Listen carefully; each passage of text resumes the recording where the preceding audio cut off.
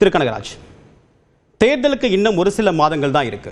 இந்த நேரத்தில் உங்களுடன் ஸ்டாலின் திட்டம் அறிவிக்கப்பட்டிருப்பதற்கான நோக்கம் என்ன? இதுவரையிலும் நிறைவேற்றாத விஷயங்களை நிறைவேற்றுவது, அதை கொஞ்சம் சில சேவைகளை இன்னும் வேகமாக கொண்டு சேர்ப்பது, எல்லா திட்டங்களையும் ஒருங்கிணைத்து குடும்பங்கள் பயன்பெறுமாறு செய்வது என்பதை அரசாங்கம் சொல்லியிருக்கு. இங்கே 4.5 வருஷம் இல்லை, 5 வருஷம் முடிஞ்சாலும் அத்தனை அவங்க சொன்ன வாக்குறுதிகளையோ அல்லது பிரச்சனைகளையோ தீர்த்து வைக்கலாம் முடியாது. இப்படியெல்லாம் அது ஒன்றும் எந்த அரசாங்கம் இருந்தாலும் இதுதான் நிலைமை. அப்போது இப்போ நாங்களே பல கோரிக்கைகளை இதை செய்ய வேண்டும் என்று சொல்கிறோம். ஸோ முதலமைச்சர் ஒட்டுமொத்தமாக எல்லாத்தையும் இணைத்து இதை செய்ய வேண்டும் என்று ஒரு முயற்சி எடுக்கிறார்.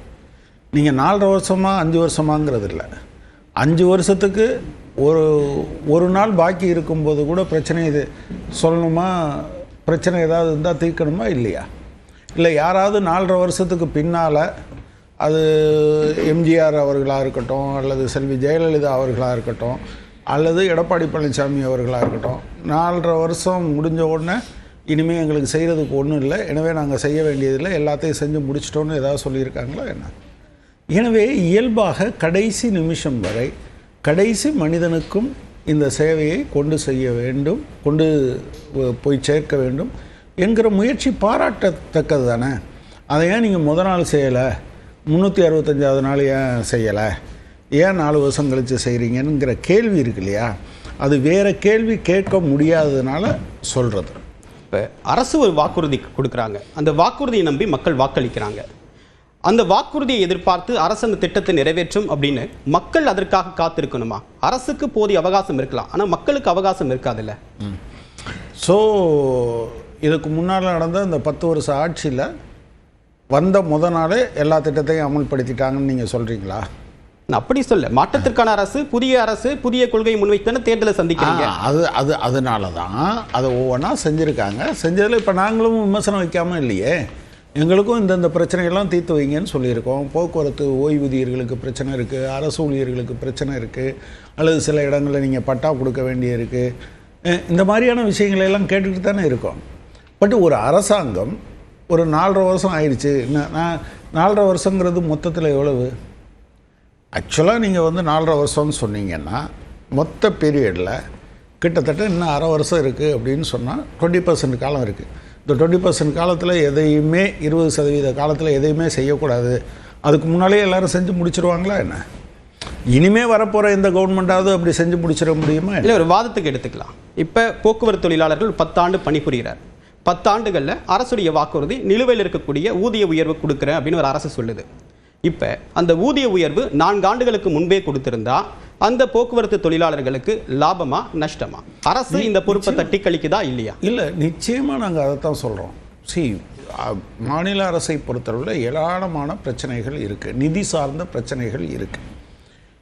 இவ்வளவு பிரச்சனைகள் இருந்தாலும் இந்த ஓய்வூதியர் பிரச்சனையெல்லாம் ரொம்ப முக்கியமான பிரச்சனை, கவனிங்கன்னு சொல்கிறோம்.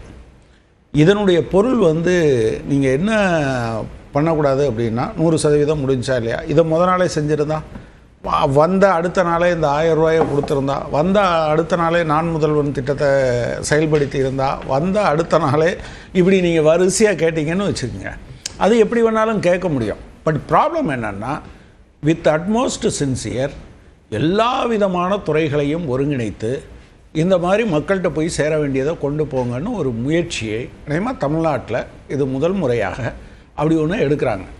அதில் நீங்கள் அரசியலுக்கு அப்பாற்பட்டு பார்க்க வேண்டியது என்னென்னா, இந்த அரசாங்கம் தங்களுடைய திட்டங்களும் சேவைகளும் சென்றடைய வேண்டும் என்கிற தீவிரத்தோடு இருப்பதை பாராட்டுவதற்கு பதிலாக நீங்கள் ஏன் இன்றைக்கி செஞ்சீங்கன்னு கேட்குறீங்க. என்றைக்குமே செய்யாமல் விட்டவங்க இன்றைக்கி என்ன கேட்குறாங்க அப்படின்னு சொன்னால், இப்போ நீங்கள் கேட்டது மாதிரி அதுதான். இதை நிறுத்தினது யார்?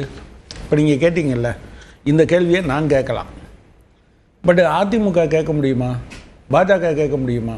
ஏற்கனவே போக்குவரத்து தொழிலாளர்கள் போராடுகிற போது திரு அண்ணாமலை என்ன சொன்னார்னா, நீங்கள் எதை வேணாலும் பேசுங்க, இந்த ஓல்டு பென்ஷனை மட்டும் பேசிடாதீங்க, அதை நான் ஏற்க மாட்டேன் அப்படின்னு சொன்னார். யார் பேசக்கூடாதுன்னு சொல்கிறீங்க? பேசுகிற இடத்துல இன்றைக்கி திமுக இருக்குது, செய்கிற இடத்துல திமுக இருக்குது. ஒரு மாடல் கவர்மெண்ட்டாக இருக்க வேண்டியது தானே? அதுதான் நான் சொல்கிறேன். அதில் தான் நான் என்ன சொல்கிறேன்னா, அந்த கவர்மெண்ட்டு இதையெல்லாம் செய்ய வேண்டும் என்று இப்போ ஒருங்கிணைக்கிற போது நீங்கள் என்ன கேட்குறீங்க? இதெல்லாம் செய்யலைன்னு வச்சுக்கோங்க, நீங்கள் என்ன கேட்டிருப்பீங்க? இந்த எல்லா துறைகளையும் இணைச்சு செய்யலைன்னு வச்சுக்கோங்க, என்ன கேட்டிருப்பீங்க? ஏன் செய்யலைன்னு கேட்டிருப்பீங்க, அதானே கேட்டிருப்பீங்க. இப்போ எல்லா துறைகளையும் இணைச்சு செய்கிறாங்க, இதை ஏன் நாளே செய்யலைன்னு கேட்குறீங்க. நாளே இருந்து இது எல்லாத்தையும் முயற்சி பண்ணி செய்யும்போது போகாமல் இருக்கிறது. எனவே அதையெல்லாம் சென்றடைய வேண்டும் என்ற ஒரு முயற்சியை திமுக எடுக்குது. முதலமைச்சரே நேரடியாக இருந்து இதெல்லாம் கண்காணிக்கிறாரு. எல்லா துறைகளையும் ஒருங்கிணைக்கிற ஒரு ஏற்பாட்டை செய்கிறாங்க. இதில் என்ன பிரச்சனை? ஏன் நீங்கள் நாளா 3வது நாளான்னு கேட்குறீங்களே தவிர, இவ்வளவு ஒரு 6 மாதம் இருக்கும்போது கூட எல்லா துறைகளையும் இணைத்து இதை கொண்டு சேர்க்க வேண்டும் என்கிற முனைப்போடு ஒட்டுமொத்த நிர்வாகத்தையும் இறக்கி விட்டுருக்கார்கள்னா நீங்கள் பாராட்ட வேண்டியது தானே. சார், இது முதல் சுற்று கருத்தை எடுத்துக்கிறேன். திருமிகு சசிரேகா, அரசுக்கு இன்னும் அவகாசம் இருக்குது, கொடுத்த வாக்குறுதிகளை நிறைவேற்றுவதற்கு 20% கால அவகாசம் இருக்குது அப்படின்னு சொல்கிறார். ஆனால் இப்போவே விமர்சனத்தை முன்வைக்கிறதுக்கான காரணம் என்ன?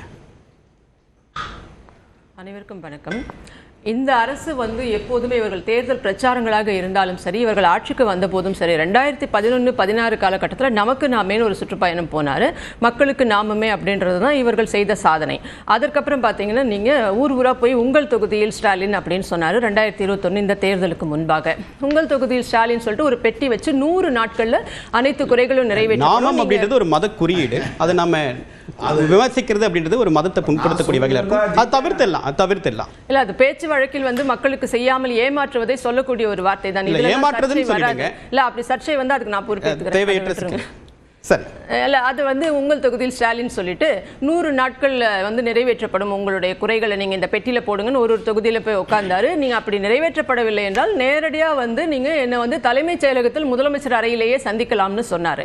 ஆனால் 1 மாதம் கூட அந்த தலைமைச் செயலகத்துக்கு வெளியில் நின்றவர்கள், பெட்டியில வாங்கின குறைகளை தூர வச்சிருங்க, நீங்க வெளியில் நின்றவர்களை 1 மாதம் கூட அவர்கள்ட்ட மனுக்கள் வாங்கப்படவில்லை. அவங்க மேல அந்த இரும்பு பேரிகார்ட் எல்லாம் விழுந்து அவர்கள் அப்புறப்படுத்தப்பட்டு அடித்து அப்புறப்படுத்தப்பட்டார்கள். அதுல மனு வாங்குறதே கிடையாது. தலைமைச் செயலக வாசல்ல 4.25 வருஷம் ஆயிடுச்சு. இதை வச்சிருங்க. இதுக்கப்புறம் இப்ப என்ன சொல்றாரு? உங்கள் தொகுதியில் ஸ்டாலின் அப்படின்றாரு, ஒரு சிறப்பு முகாம் அப்படின்லாம் சொல்றாரு. உங்கள் தொகுதியில் ஸ்டாலின்றது 21ல, இப்போ உங்களோட ஸ்டாலின். அப்ப இத்தனை நாள் 4.25 வருஷம் 4.5 வருஷம் கிட்டத்தட்ட அப்ப எங்களோடு அவர் இல்லை, தன்னுடைய குடும்பத்தோடு மட்டும்தான் இருந்திருக்கிறார்னு. அது மட்டும் இல்லாம நீங்க 2021 தேர்தலுக்கு முன்னாடி என்ன சொன்னீங்க? எல்லா வீட்லயும் போயிட்டு ஸ்டாலின் தான் வராரு, விடியல் தர போறாருன்னு சொன்னீங்க. இன்னைக்கு விவசாயிகள்ல இருந்து, போக்குவரத்து தொழிலாளர்கள் இருந்து, அரசு ஊழியர்கள்ல இருந்து, வரிச்சுமையாலும் விலை உயர்வால், அத்தியாவசிய பொருட்கள் விலை உயர்வால் பாதிக்கப்பட்டிருக்கக்கூடிய பொதுமக்கள் வரை ஸ்டாலின் எங்க போனாரு, எதையுமே கண்டுக்க மாட்டேங்கிறாருன்றதுதான் ஆங்காங்கே போராட்டங்கள் தெளிவுபடுத்துகின்றன. இன்னொன்னு, இப்ப உங்களோட ஸ்டாலின் வச்சிருக்காரு. இந்த பெயரே தப்புன்னு சொல்றேன் நான். இது வருவாய்த்துறை சார்பாக சிறப்பு குறைதீர் முகாம் அப்படின்ற மாதிரியான ஒரு விஷயம் தான். இந்த சிறப்பு குறைதீர் முகாம்களை வரும் மக்களோடு வருவாய்த்துறை அப்படின்னு 2016ல அதிமுக ஜெயிச்ச பின்னாடி செவ்வாய்க்கிழமை ஆங்காங்கே வைக்கப்பட்டது. மக்கள் அங்க குறைகளை கொடுக்கலாம் அப்படின்றது. இதே மாதிரியான இதுக்கு நீங்க ஸ்டிக்கர் தான் ஒட்டி பேர் தான் மாத்திருக்கீங்க வழக்கம் போல எங்கள் திட்டத்திற்கு. என்றாலும் அதாவது இந்த முதியோர் உதவித்தொகை, ஆதரவற்றோர் நிதி உதவித்தொகை, இறப்பு பிறப்பு சான்றிதழ்கள் போன்றவற்றை நீங்க வாரம் ஒரு நாள் அங்கே கொடுத்து முகாமில் பெற்றுக்கொள்ளலாம்ன்றது அப்போ ஆரம்பித்து வைக்கப்பட்ட திட்டம். உங்களோட ஸ்டாலின் எப்படி இது பெயர் வைக்க முடியும்? இதுல செயல்பட போவது அரசு ஊழியர்கள், வருவாய்த்துறை. இது இவர் எப்படி உங்களோட ஸ்டாலின் சொல்ல முடியும்? இது என்ன கட்சி நிகழ்ச்சியா, இல்லை இவர்களுடைய கட்சி பெயரா, இல்லை பிரச்சார பயணமா? இதுக்கு இந்த பெயரே தப்பு.